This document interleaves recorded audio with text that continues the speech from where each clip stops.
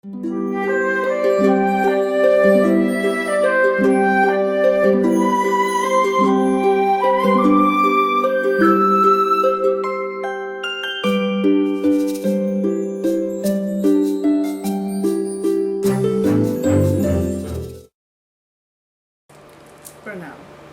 मैं divine soul Rami, आप सबका स्वागत है मेरे चैनल पे। आपको तो पता ही होगा हिंदी मेरी कमज़ोरी है और मैं हिंदी सीख रही हूँ आपके लिए। आपके प्यार और सपोर्ट के लिए मैं बहुत बहुत आभारी हूँ। Thank you. आज के विषय है बुरा वक्त यानी खराब समय। हम कैसे बुरा वक्त से आसानी से निकल जा सकती है। जैसे प्रभु कृष्णा ने बोला भगवद गीता में, हमारी ज़िंदगी में सुख स्थायी नहीं है, ऐसे दुख भी स्थायी नहीं है। दुख के बाद सुख, सुख के बाद दुख, ऐसे ही हमारी ज़िंदगी निरंतर चलती रहती है। मगर हमारे लिए ये इम्पोर्टेंट है हम कैसे बुरा वक्त को हैंडल करें और कैसे आसानी से हम मुकाबला करें। जैसे दिन के बाद संध्या, संध्या के बाद रात आती है, हम घबराते नहीं हैं, इसीलिए हमको पता है दिन के बाद रात, रात के बाद दिन, इसलिए कोई सरप्राइज नहीं है, हम डरते नहीं हैं।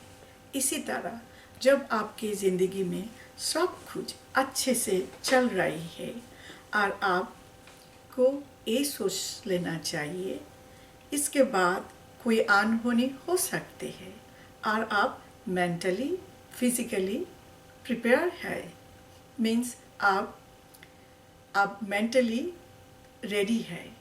सो जब आपके साथ कोई अनहोनी हो जाते हैं, आप कैसे हैंडल करें? पहले नंबर 1, आपको अनहोनी को एक्नॉलेज करना पड़ेगा, मीन्स आप स्वीकार करते कुछ हो गया, ठीक है। दूसरा, आपको ये सोचना चाहिए हम कैसे आसानी से ये बुरा वक्त से, ये सिचुएशन से निकल जाए।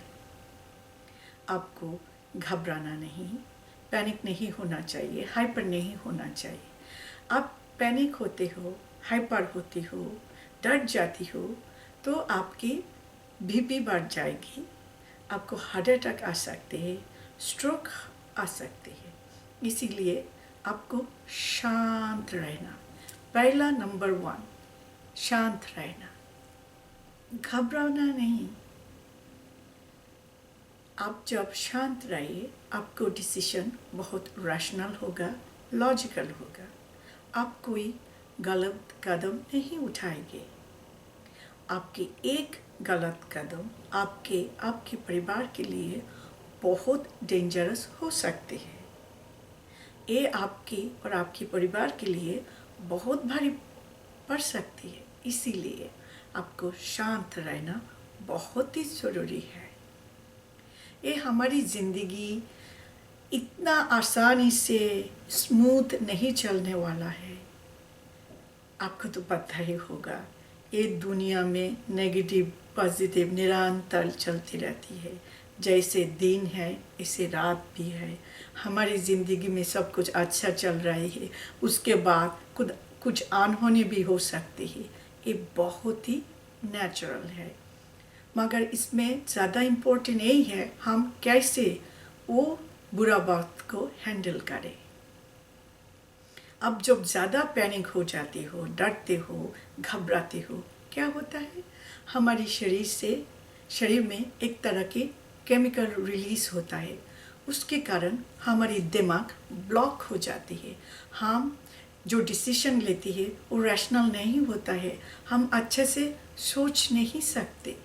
इसीलिए ये बहुत ही इम्पोर्टेंट है आप शांत रहिए, काम रहिए, उसके बाद सारे डिसीजन लिए, वरना आपके गलत डिसीजन आपके और आपके परिवार के लिए बहुत ज़्यादा हानिकारक हो सकते हैं। कभी कभी लोग तो गुस्सा में आकर बोलते हैं, ओ मेरी इतना बड़ा सर्वनाश किया, मैं उसको दुनिया से निकाल देती हूँ। कभी कभी दूसरों को सुपारी दे देती है उसको मारने के लिए। मगर इस तरह का डिसीजन तो हमेशा बुराई होता है, और इस तरह के सिचुएशन कभी राज नहीं रहते। सूनर एंड लेटर सच सामने आ जाती है, किलर पकड़ जाती है, और साथ में आप भी। सो इसीलिए गुस्सा से नहीं, शांत होकर रैशनल डिसीजन लेना पड़ते हैं।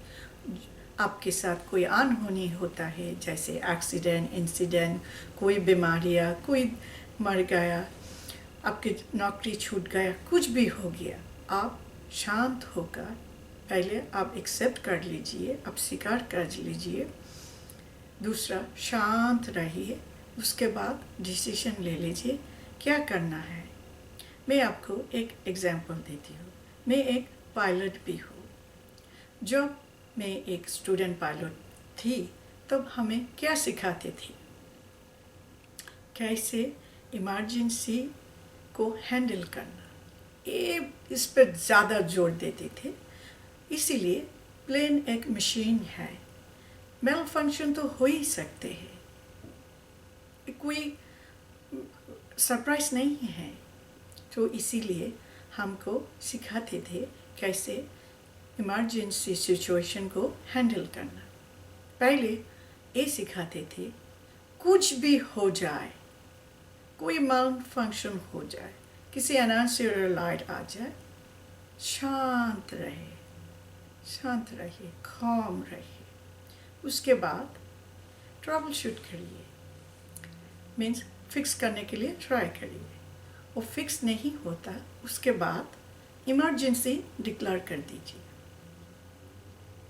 उसके बाद जो इमरजेंसी प्रोसीजर के लिस्ट है, एक के बाद एक सब प्रोसीजर करना पड़ते हैं।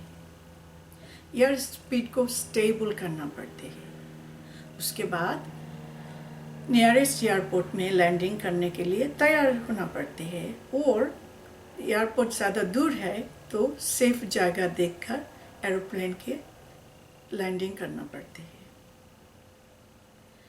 आप सोच भी नहीं सकते, आप प्लेन को विदाउट इंजन में भी ज़मीन में लैंड कर सकते हैं।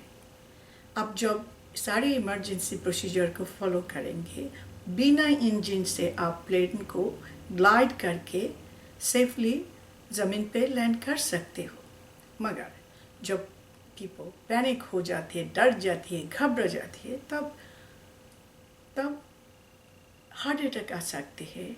आप प्रोसीजर में कोई भूल कर सकते हैं, कोई स्टेप स्किप कर सकते हैं, और आपके लिए ये बहुत ही डेंजरस है, बिकॉज हर एक स्टेप को फॉलो करना पड़ते हैं।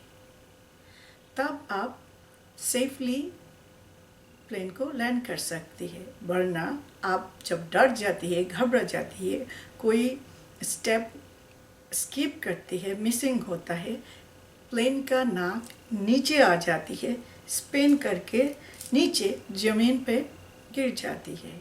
आप तो मरेंगे, मीन्स पायलट तो मरेंगे, साथ में पैसेंजर भी। इसीलिए पायलट को हमेशा शांत रहना चाहिए, calm रहना चाहिए, किसी भी परिस्थिति को मुकाबला कर सकते हैं।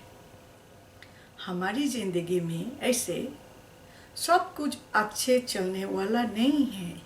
कभी कभी अनहोनी हो सकते हैं और हो भी जाती है, मगर इम्पोर्टेंट यही है हम कैसे वही इमरजेंसी सिचुएशन को हैंडल करें और आसानी से बुरा वक्त से निकाल जाए।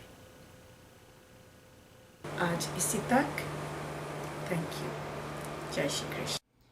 मैं आपको सूचित करना चाहती हूँ कि मैं एक नॉन प्रॉफिट संस्था खोल रही हूँ, जिसमें एक अनाथ आश्रम, वृद्धा आश्रम, विधवाओं के लिए आश्रम, धर्मशाला, स्कूल, कॉलेज, भगवान विष्णु का मंदिर, सुंदर तालाब और पार्किंग लॉट होगा। ये संस्था कोलकाता, पश्चिम बंगाल, भारत में होगी। धन्यवाद।